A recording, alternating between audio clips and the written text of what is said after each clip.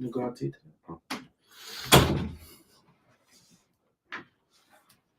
Good morning, family. Baby, your AirPods for some reason just not connected. Sorry. I want to say, let me fix this. Make sure that we're not. Well, good morning, everybody. How you doing? My name is Rafael Miguel Pizarro. I was born June 7th, 1977. My mother's name was Bertha Jameson, her maiden name, and my father's name was Miguel Pizarro. Somewhere along the line through life, they met each other in New York, came together, fell in love, and gave birth to me. It wasn't an easy road. It was one that they were older when they had me, and so I came with a lot of medical issues. So much so that at one point, their doctors actually gave me 3 months to live.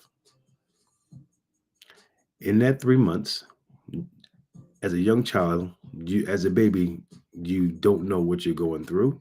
You just know that something isn't right. And those that you rely on, you trust that they know what's going on with you. And the ones that was trusted with me in the human form told my mother and my father that I was going to die. You could imagine the pain, the anguish, the sheer terror that my mother felt. But I'm not talking about moms today. I'm actually going to do something that's a little different. Today, I'm going to allow fathers to come to the front stage. I'm going to allow them to step to the microphone without any trepidation, without any worry, stress, or wondering whether they don't look correct because they stand in what they've been called to do. But my friends, also today, what I'm going to do is I'm going to give you the opportunity to be okay with the vulnerability of the suffering and the heaviness of what it means to be a father. I know I'm not the only one that has sat on the edge of a bed, hoping that everyone is asleep because we don't want them to hear us, and to have tears roll down our face and to look up to God and say, why me? Some of us have not followed through, and sometimes the heaviness of being a father, compounded with the heaviness of being a husband, has caused you to run. And to you, I say, go back home. For the ones that have been enduring in silence, and the ones that have continued to take the blows that go along with being a father, and to stand up and to say, you know what? I'm staying in this fight. This one's for you. So now back to my story. So here we are. You can imagine receiving this news. And of course, my mother going through the pain because she carried me, she birthed me, and that was not an easy birth. My mother actually had a C-section, and this was 1977, where C-sections were not so pretty. But here, standing with my father, who was from Puerto Rico in New York, older, had other children, and he's looking at his new baby and wondering, oh my goodness, what did I do? What was wrong with me? Why am I standing here seeing this baby that is innocent to the world go through this? Some of you watching this right now, and you're like, why me? When it comes down to a child that is battling some issue, have made some decisions that for some reason have not translated to what we thought or we expected life would look like, and you're screaming, why? So that's what we're going to attack today. Can I have my documents, baby? Did my documents print? There's been this evolution of things within the last few years that are connected to mental health and certain trigger words as far as like safe space and all these other things. And for many of us, thank you, baby. For many of us that were born and raised, we have been basically trained to go through life and sometimes go through a wall, bust that wall open, and be like, you know what, I'll use some ibuprofen and I'll deal with it later. And so I'm going to use one of those words today. I'm going to say, my brothers that are watching this now on the replay, this one's going to be a safe place, brother. It's going to be a vulnerable place because I'm going to say some things today that are going to challenge you. I'm going to say some things today that's going to motivate you. I'm going to say some things that are going to put you right on the front. And hopefully in the midst of this, those that support you and those that are watching and those that are benefiting from you busting walls open are gonna get a bird's eye view of actually what you're dealing with things that you don't share. So going back to this dad who is wondering what in the world is going on with this child. He's like, wait a minute, I went to work, but he's sick. I loved his mother, but he's sick. I've patted him, I've helped feed him, I've gone to the store. I was sick when I went to work, but yet he's still sick. I've pictured my father eyes just like filled with tears. And I imagine him transitioning through a prayer of both English and Spanish, just trying to find whichever one is going to align with the ear of God that would say, please hear me.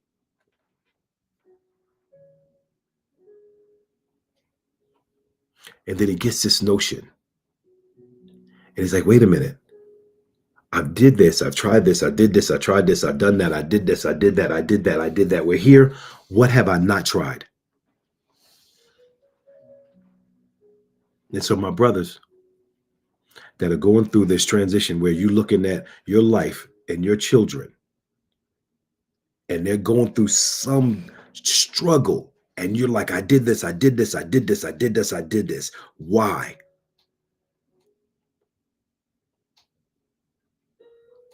Watch my dad's example. So he gets in his mind through like a face now just ashen with tears. And he's like, I know what I'll do. I'm going to pray. And I'm going to get people around me to pray with me. So as the story goes, they show up to my house and they all pray. And after that, very interesting. After that, my birthday was June 7th. I celebrated my 47th birthday. Not only did I celebrate my 47th birthday, guys, but I ended up working at the hospital that they said I was going to die in. So my first place of motivation to my brothers that are watching this, and I challenge you, mothers and children, I'm going to give you a really cool homework assignment. This homework assignment is going to be written in a space where it has nothing to do with you right now. Where you don't try to run to the mic and say, yeah, but make it about me. No, we're not doing that today. What I want you to do is I want you to take 42 seconds to think in your mind all of the things that your father has done for you.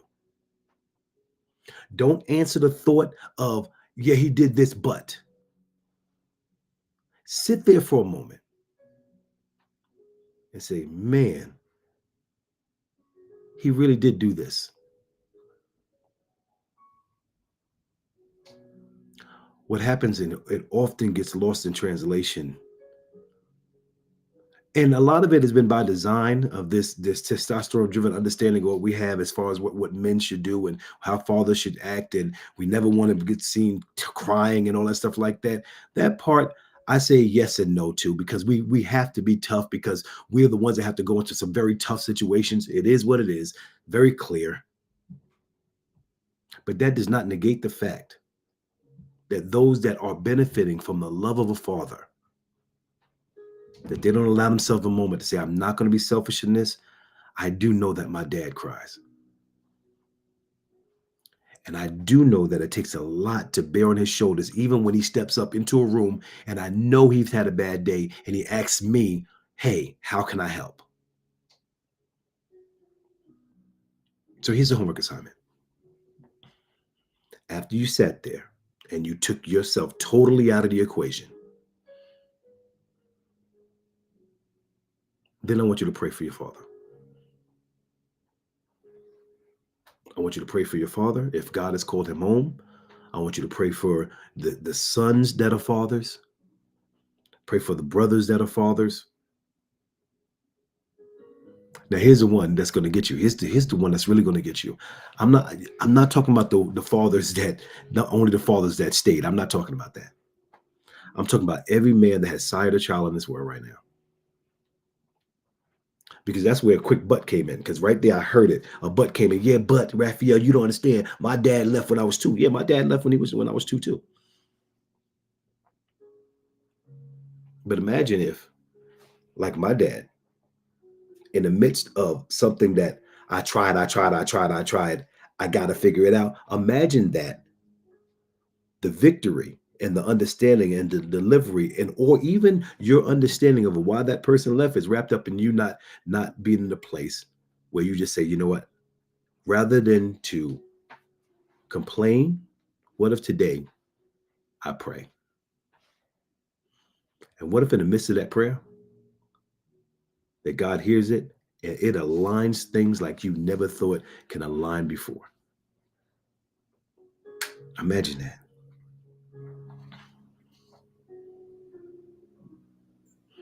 We hear so many stories. I never forget. I'm gonna share this story. There was this one day that we were at this picnic. It was not a picnic, a barbecue, and I ended up getting in a full-on debate with this lady that said, "Mother's baby, father's maybe." So after I like recovered from the sheer shock of that and the sheer offense of that, I realized that there had to have been something that would cause someone to believe that. And if you believe that today, I'm going to tell you, stop that. Because one thing that we can see right now is the evidence of what's taking place in this ridiculous world outside of the space that we understand is it's a battle between good and evil, God and the devil. It's been There's been some fathers that have gone, and we've asked our mothers to do some things that they have not been ordained to do. So I asked God, I said, Lord, would you do me a favor? Can you show me, just kind of break it down, 6th grade language? What are the roles of a father? And let's talk about this for a second. The first role that the Bible gives us in Timothy is that we should be providers. It says, but if any provide not for his own, especially for those of his own house, he has denied the faith and is worse than an infidel. Guys, this is one of the biggest areas as fathers. Yeah, I know, right? Somebody just put his coffee down, because that is one of the things that we live by. Listen, I got to provide for my family. I got to take care of my kids, baby. I got to take care of my family, baby. I got to do it. And this one alone, I don't have to give the rest. This one alone, because it's an innate DNA written thing into us as fathers, is that it's caused some people to end up in jail.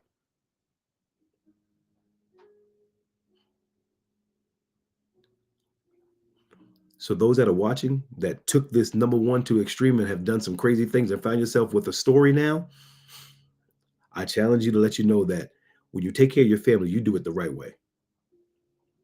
So if taking care of your family is going to cause you to go back to school, go back to school. If taking care of your family is going to cause you to stop drinking and smoking weed and doing all this ridiculous stuff, stop doing it. If really taking care of your family is going to cause you to stop laying with people that you ain't supposed to be laying with and start treating people the way they should be treated and stop responding emotionally all the time and actually sitting down in a place of logic, understand that literally that very thing that you feel innately. Don't this. I'm gonna tell you. You might be but I don't believe in that Bible thing. I don't believe in that God thing. Guess what? Isn't it funny that this was given to us in the Scripture, and you might say that you don't believe in God, but you feel it innately? But I got a question for you. How can we balance providing for our family with being present in their lives? I learned quickly through conversation, even with my own children, that sometimes providing and going out, they don't ascertain the difference between that and how you spend some time with me today. My oldest son told me, he said, Dad, there came a time when we were talking that I thought that every time you came to talk to me, it was always about business. And I just wanted to talk to you about what the color of the trees were that day or what have you. So a large part of this one, my friends, not only is it just providing, going out and paying the bills, But there's also a space there that a provision is when you would sit down with them, talk to them, ask some questions, ponder with them, drive with them, cry with them. And guess what? How many commercials have you seen lately outside of tools have you seen for Father's Day? A lot of times we don't get the full celebration. Okay, so don't think that you should receive a trumpet sound because you went to work. Sometimes we're just doing what we're supposed to do. But hey, family, I'm going to call you back to the microphone for one moment. You make sure that every opportunity that you get, you trumpet the sound for that person that's doing what he's supposed to do. And here's a sneaky part. There is never anything wrong when you have a father that pushes you and challenges you and doesn't let you settle and challenge you to say that there is more in you because I see more in you. My father knew that at 3 months, Raphael would become 47 with 4 beautiful children, a wonderful, beautiful wife. And he's like, this can't be it. There's a little supernatural thing that God allows us as fathers to be able to see what our kids can become, the good and the bad. Which goes into number 2. The father is a leader. Coming from Ephesians 6:4, he said, and your fathers provoke not your children to wrath, but bring them up in the nurture and the admonition of the Lord.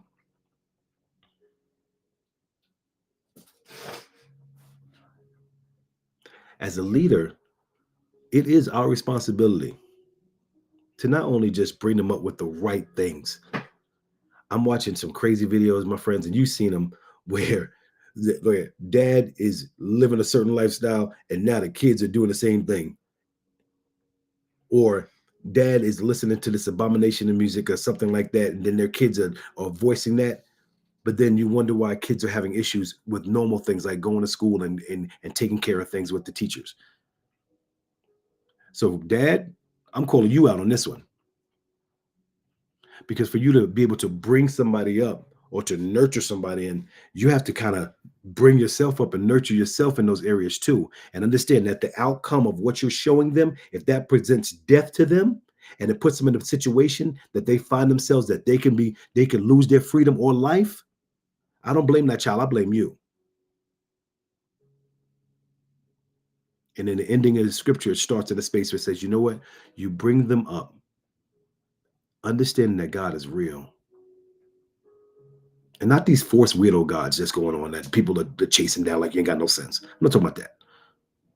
I'm talking about God that speaks that you would love others as you would love yourself.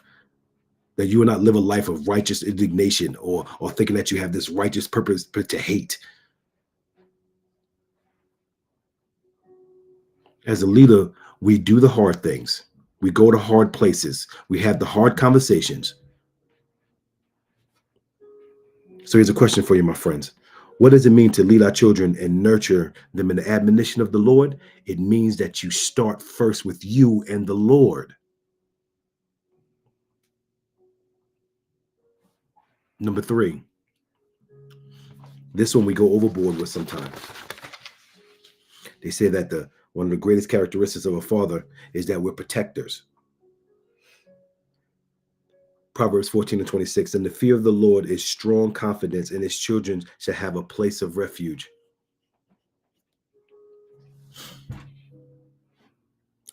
Let me tell you about this one.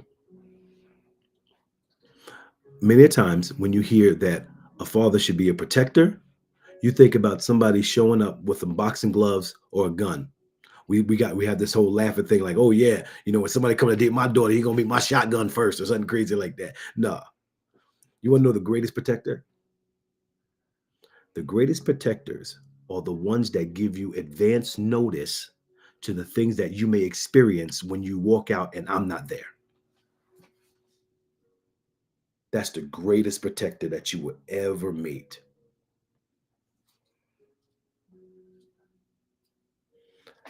I'm being very careful because a father and a husband, it's funny, they kind of run alongside each other. But today I'm dealing directly with the father part. So when I'm exposing my children to things like unadulterated, I'm talking about no fluff to what this world is going to try to do to them. It is not, dad, hear this. Moms and brothers and sisters and daughters and sons, hear what I'm about to say. Hear this. If a father is bringing to you the exposure and the understanding that there truly are people in this world that do not love you, that will wear the coats of friends, wear the coats of mentors, wear the coats of therapists, wear the coats of doctors and lawyers and bosses, that at some place they can take a moment and they can find a way to manipulate you because they do not totally love you. They just see you as an opportunity. Do not give more faith to that than you give to the one that sits on the edge of the bed and cries for you at night. Because the one that sat on the bed and cried for you at night said to you that, yes, you can wake up and go to work. Yes, you can even go through a situation, still stand up and have another day, that every day you're given is a new beginning. A role of protector says that even in the midst of the things that you see, there is other things that you don't see, and I'm going to try my best to prepare you for them, even if it makes you feel uncomfortable when I'm preparing you for it.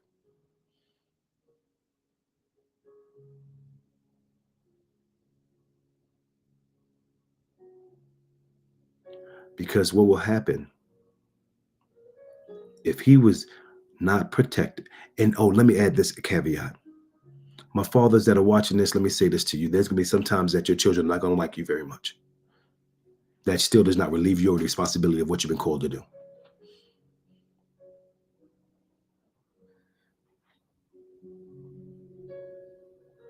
And then after you've helped learn and train and bring up, and when they go through an experience and they run back and they say, oh my goodness, I didn't see this coming. Or they come back and they say, hey, I need some help in this. Both of them, both of them are connected to the fact that we have to be protectors of our children.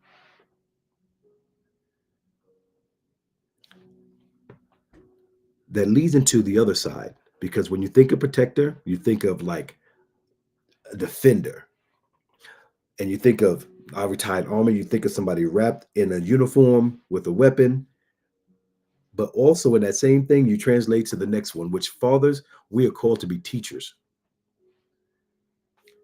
Deuteronomy says 6 and 7, it says, and these words which I command thee this day shall be in your heart, and you shall teach them diligently unto your children, and you shall talk to them, and you shall sit with them in the house, and you shall walk with them, and you will lie and rise with them. Now, if I could tell you how that scripture hit me like a ton of bricks, because our teachings, if we do them right, if we sit down and we lay this opportunity out and we say, listen, this is what it looks like. This is the reason why it looks like. And these are the areas that you don't see, but I've seen. Let's sit down. Let's take a look at it. And you do that enough,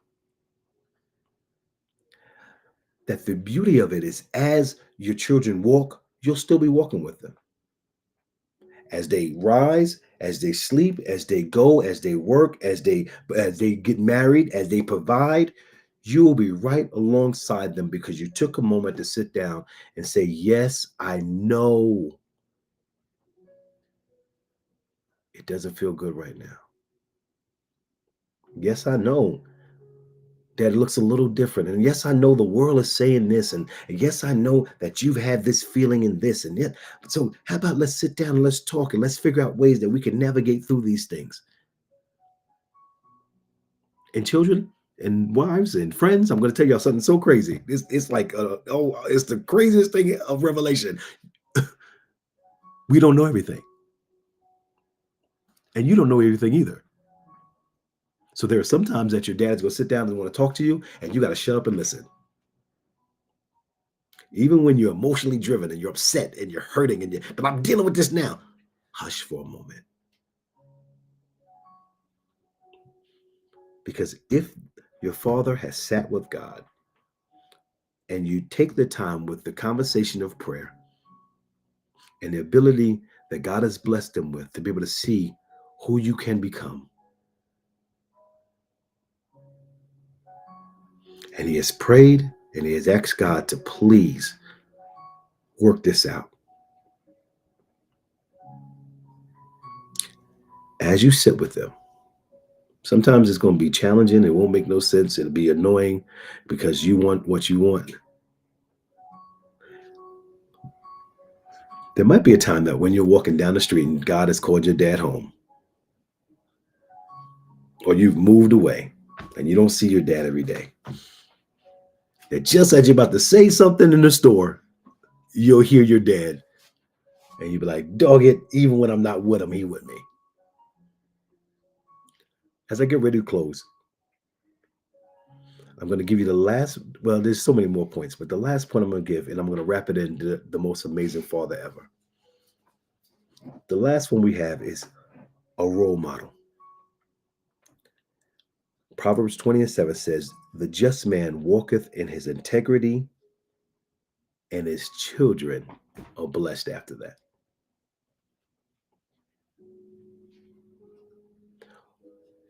If you notice, it didn't say a blessed man walks in his pride.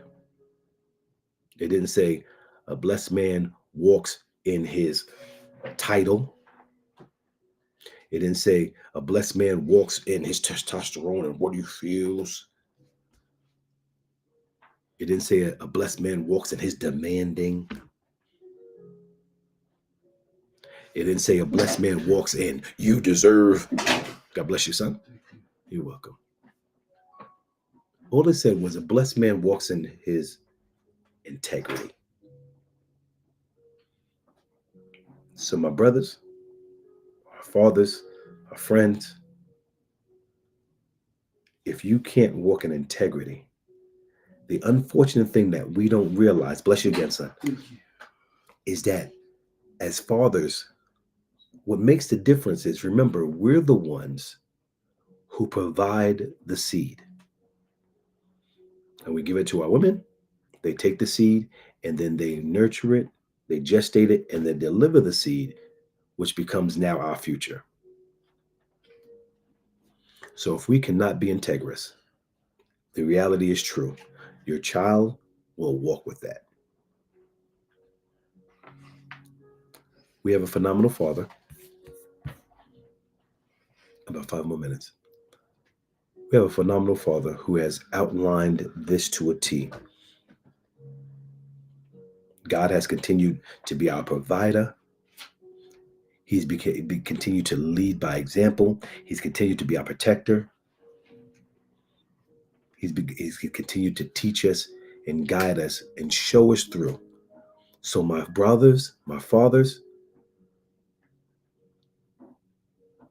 look at the greatest example. Because at the end, I never want you to get to a point where you ask out loud, why me? Because the greatest role and the greatest answer to why you is because love is not a feeling. Love is an assignment. It is a calling.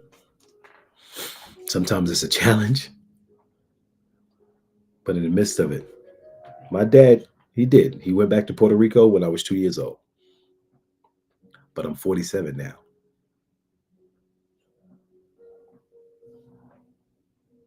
I hope somebody caught that.